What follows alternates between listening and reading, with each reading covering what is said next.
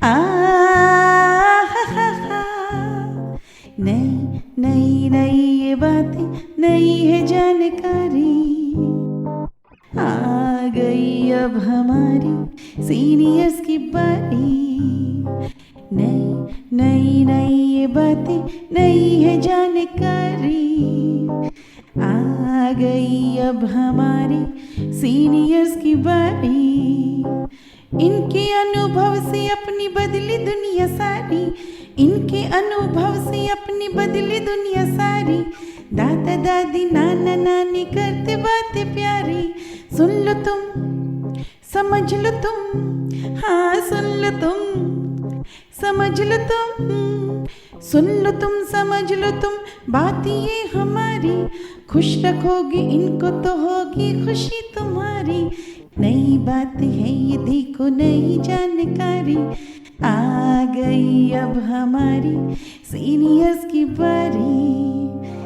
नमस्कार दोस्तों, आप सबका स्वागत है National Institute of Social Defence और Ministry of Social Justice and Empowerment Government of India एवं मीडिया फॉर कम्युनिटी फाउंडेशन के संयुक्त तत्वाधान में वरिष्ठ नागरिकों द्वारा प्रस्तुत इस खास कार्यक्रम श्रृंखला अनुभव में, जिसके प्रोजेक्ट कोऑर्डिनेटर हैं डॉक्टर आर श्रीधरन और आलोक वर्मा और रेडियो कोऑर्डिनेटर्स हैं पूजा मुरादा, कौशल्या एवं साई सुधा। दोस्तों, कार्यक्रम में प्रवेश करने से पहले मैं आपको एक टोल फ्री नंबर बताना चाहूंगा जो हमारे सीनियर सिटीजन्स की मदद और उनके सपोर्ट के लिए है। आप इस नंबर का इस्तेमाल सुबह 8 बजे से लेकर के रात्रि 8 बजे तक कर सकते हैं। यदि आपको किसी तरह की मदद, किसी तरह के सपोर्ट की जरूरत है तो आप इस टोल फ्री नंबर 14567 पर कॉल कर सकते हैं। एक बार पुनः दोस्तों रिपीट कर देता हूं, आप सभी चाहें तो इसे नोट भी कर सकते हैं। 14567 यह नंबर सीनियर सिटीजन के सपोर्ट और उनकी मदद के लिए है। अब आइए दोस्तों बढ़ते हैं आज के कार्यक्रम की ओर। नमस्कार दोस्तों, मेरा नाम है अमिता शॉ और मैं आशियाना उत्सव भिवाड़ी से बोल रही हूँ। आज हम आपके लिए एक ऐसा कार्यक्रम लेके आ रहे हैं जो आपको पसंद भी आएगा और इसे ध्यान से सुनिए। ओल्ड एज होम, ये लफ्ज आजकल हम लोग बहुत सुनते हैं। जगह जगह शहरों में, छोटे छोटे कस्बों में ये नाम ओल्ड एज होम, वृद्ध आश्रम इतने ज्यादा खुल गए हैं। ये क्यों हुआ? पहले तो हम इसके बारे में कभी नहीं सुनते थे। आज से 20-25 साल पहले ये नाम ही किसी ने नहीं सुना था। वृद्ध, आपके बुजुर्ग कहाँ रहते थे? आपके घर में रहते थे, अपने बच्चों के साथ, अपने ग्रैंड चिल्ड्रन के साथ, और मजे में सारी जिंदगी काट देते थे। अब आ गए ओल्ड एज होम्स, जो बुजुर्ग वहां रहते हैं। क्या इनके बच्चे नहीं हैं? इनके भी बच्चे हैं, इनके भी कारोबार थे, ये अच्छी नौकरियों में थे, बिजनेस में थे, पर आज ये इस स्थिति में क्यों हैं? क्योंकि एक संयुक्त परिवार से न्यूक्लियर फैमिली आई और फिर सिमट के रह गई ये फैमिली। ये परिवार इतना छोटा हो गया कि वृद्ध के लिए, बुजुर्गों के लिए कोई जगह नहीं है। तो ये अपने आप को ये ओल्ड एज होम में पाते हैं। ये एक अच्छी शुरुआत नहीं हुई, ये बहुत दुखदाई है जिन बुजुर्गों को ओल्ड एज होम में रहना पड़ता है। तो मैं आज आपको एक स्टोरी के रूप में इसको सुनाऊंगी। इस स्टोरी का शीर्षक है पेइंग गेस्ट।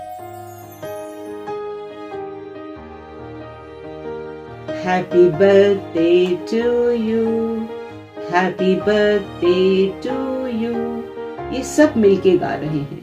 कहाँ पे? ग्रोवर ओल्ड एज होम में। हर्ष ने केक पर 6 मोमबत्तियां बुझाई और चाकू से केक को काटा। हर्ष रश्मि और राजेश का इकलौता बेटा है और अपने जन्मदिन को मनाने के लिए इन बुजुर्गों के साथ आया है। सबको केक प्लेटों में डाल के दिया गया और बुजुर्ग बहुत खुश थे ये खा के। एक अलग सी मेज पे तरह तरह के पकवान रखे हुए हैं। रश्मि, जो एक डॉक्टर है, खाना बनाने की बहुत एहतियात रखती है और ये जो खाना आया है ये पौष्टिक है और स्वादिष्ट है। बुजुर्गों की पसंद की रोटी, सब्जी, कड़ी, चावल, खिचड़ी, कटलेट्स और खीर, स्वादिष्ट खीर, ये खाने में आज परोसा गया है और ये खाने की खुशबू सारे कमरे में आ रही है। बहुत एक सुखद सा एक खुशी का माहौल है। सब लोग खुश हैं और अलग अलग टेबलों पर बैठे खा रहे हैं। रश्मि और राजेश चारों तरफ घूमने लगे और देख रहे थे कि सब ठीक ठाक खाना खा रहे हैं। अचानक राजेश की नजर एक बुजुर्ग आंटी और अंकल पर गई। वे राजेश को देखने लगे और राजेश उन्हें, और राजेश बोल पड़ा, अरे ब्रिगेंजा अंकल और आंटी, आप यहाँ क्या कर रहे हैं? उन्होंने राजेश को पहचाना नहीं। तब राजेश बोला, मैं राजेश, आपका पेइंग गेस्ट। अपने कॉलेज के जमाने में मैं मुंबई में आपके घर में एक पेइंग गेस्ट के तौर पे रहता था और मेरी माँ भी आपके पास एक बार आके रही थी। आपको याद होगा एक बार अंकल मैं बीमार हो गया था, तब मेरी माँ आपके पास आई थी और 15 दिन आपके घर में रही थी। अंकल ब्रिगेंजा उसे पहचान तो रहे थे पर उन्हें बहुत शर्म आ रही थी क्योंकि अब वो इस हालत में थे और ऐसी स्थिति में थे। राजेश ने रश्मि को वहां बुलाया और उनसे मिलवाया। सब तरफ एक हैरानगी थी। राजेश समझ ही नहीं पा रहा था कि ये हुआ क्या है। तब रश्मि ने उसे शांत किया और बोला, आज और कुछ मत बोलो, बाद में बात करेंगे। राजेश से ये बात बिल्कुल हजम ही नहीं हो रही थी कि आंटी अंकल का इतना बड़ा घर था और उनकी खूब चलती हुई बेकरी थी। राजेश को याद आने लगा, इनके तो बहुत पढ़े लिखे 2 बच्चे भी थे और इनकी बेकरी में तरह तरह के केक और ब्रेड बनते थे जो ये अपने पेइंग गेस्ट को खिलाते थे। इनके पास करीबन 50 पेइंग गेस्ट रहते थे। से याद आने लगा कि जब माँ पैसे नहीं भेज पाती थी तब आंटी और अंकल उसकी मदद करते थे, पैसे भी देते थे और किराया भी नहीं मांगते थे और फ्री में खाना भी देते थे। और उन्होंने अपने पेइंग गेस्ट को अपने बच्चों जैसा रखा हुआ था। आंटी और अंकल इतने भले लोग थे तो आज वृद्ध आश्रम में कैसे थे? राजेश अपनी पढ़ाई खत्म करके ऑस्ट्रेलिया चला गया और उसने आंटी और अंकल ब्रिगेंजा को अपनी पहली कमाई भी भेजी थी।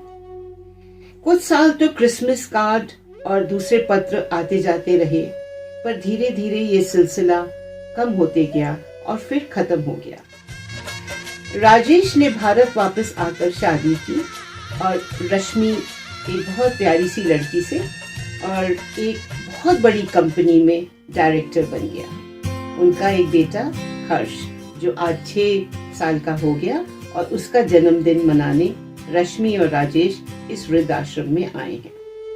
और आंटी और अंकल को यहाँ देख के वो तो वाकई ये जानना चाहता था कि ऐसा क्या हुआ कि उनका इतना बड़ा घर और बेकरी कहाँ गई।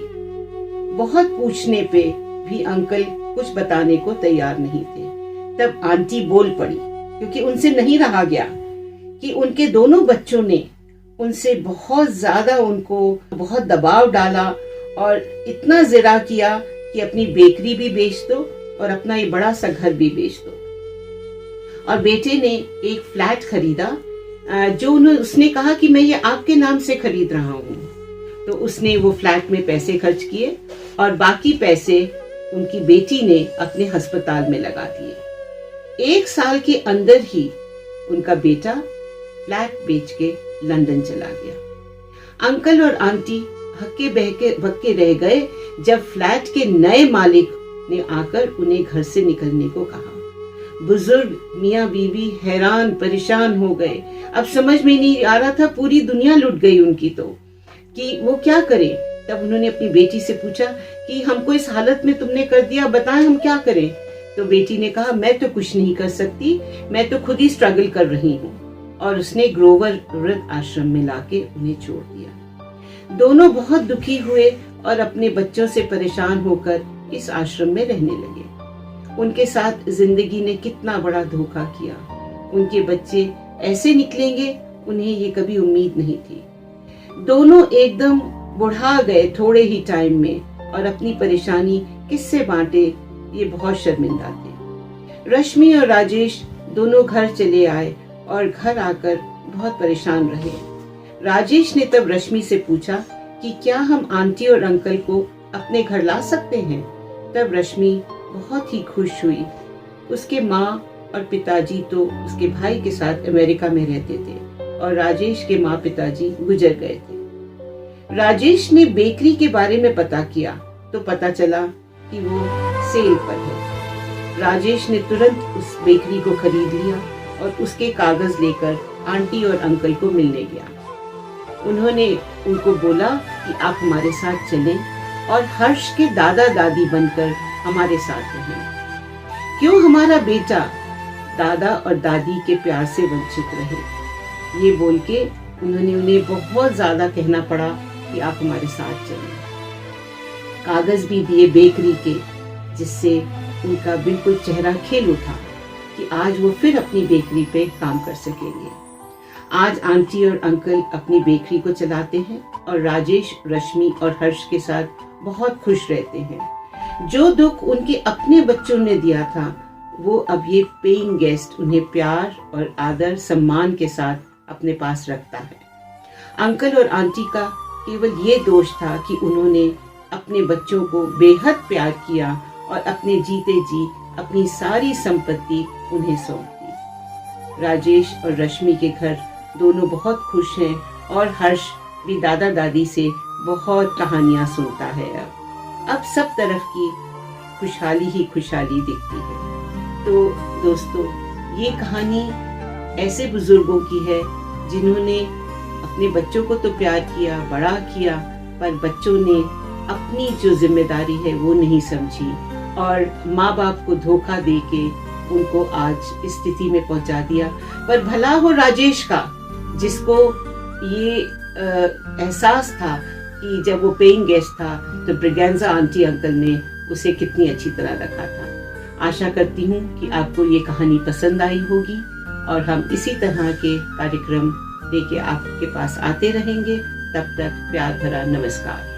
और श्रोताओं, फिलहाल वक्त हो चुका है आप सभी से विदा लेने का और चलते चलते आप सबको एक बहुत ही खास नंबर हमारे वरिष्ठ नागरिकों की सहायता, उनके सपोर्ट के लिए मैं आपको बताना चाहूंगा। दोस्तों, Elder line toll free number है ये, आप चाहें तो इसे नोट कर सकते हैं 14567। एक बार पुनः सुने दोस्तों, 14567। यह नंबर वरिष्ठ नागरिकों की मदद और उनके सपोर्ट के लिए सुबह 8 बजे से लेकर के रात्रि 8 बजे तक अवेलेबल है। यदि आपको किसी तरह की परेशानी या किसी सपोर्ट की जरूरत है तो आप इस पर कॉल कर सकते हैं। फिलहाल मैं ले रहा हूँ इस कार्यक्रम से विदा। नमस्कार।